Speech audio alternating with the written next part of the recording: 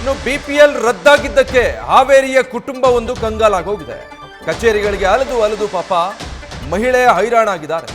ಮಾನಸಿಕ ಅಸ್ವಸ್ಥ ಗಂಡನನ್ನ ಕಟ್ಟಿಕೊಂಡು ಅಲೆದಾಡಬೇಕಾಗಿರೋ ಪರಿಸ್ಥಿತಿ ನಿರ್ಮಾಣ ಆಗಿದೆ.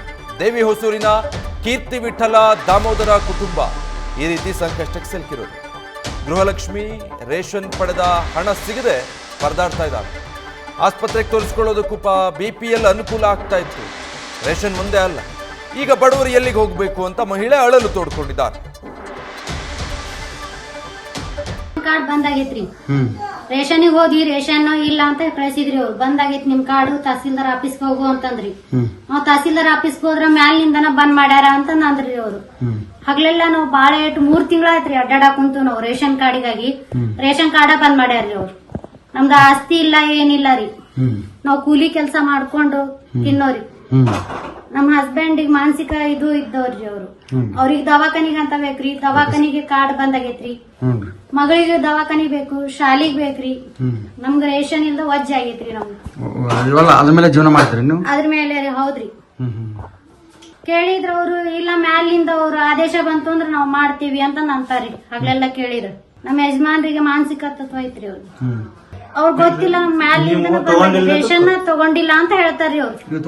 ನಾವ್ ತಗೊಂಡೇವ್ರಿ, ಎಲ್ಲಾ ಲಿಸ್ಟ್ ಐತ್ರಿ. ಅದು ರೇಷನ್ ಕಾರ್ಡ್ ತಗೊಂಡಿದ್ದೆಲ್ಲಾ ತೆಗ್ಸಿವ್ರಿ ನಾವು. ಐತ್ರಿ, 1 ತಿಂಗಳನು ಬಿಟ್ಟಿಲ್ರಿ ನಾವು. ಆಗಸ್ಟ್ ನಿಂದ ಬಂದ್ ಮಾಡ್ಯಾರ್ರಿ ಅವ್ರು ನಮ್ಗ ರೇಷನ್ ತಗೊಳದ್ರಿ.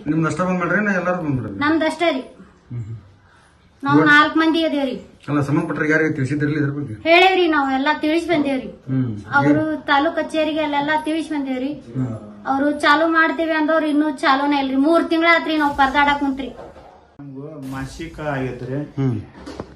ಮತ್ತ ಮಾಸಿಕ ಅಂದ್ರೆ ಇವ್ರು ತಿಂಗಳ ಸತತ ಗುಳಿಗೆ ತಗೊಂತಾವ್ರಿ.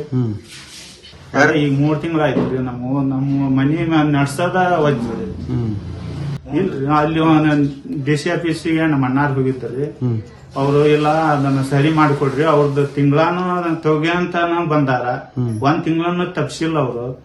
ನೀವ್ ಅದನ್ನ ಯಾಕೆ ಸಬ್ಷನ್ ಮಾಡಿದ್ರಿ ಅಂತ ಕೇಳಿದ್ರು. ಅದಕ್ಕೆ ಅವರು ಇಲ್ಲ ಈಗ ಸದ್ಯ ಸಿಗ್ಗಾಂವ್ ಇಲೆಕ್ಷನ್ ಐತೆ, ಇಲೆಕ್ಷನ್ ಮುಗಿದಿಂದ ಮಂತ ಆಗ್ಬೇಕಲ್ರಿ, ಮಂತ ಎಣಿಕೆ. ನ್ಯೂಸ್ ಫಸ್ಟ್ ನಿರ್ಭೀತಿಯಿಂದ ನಿಮ್ಮ ಪರವಾಗಿ.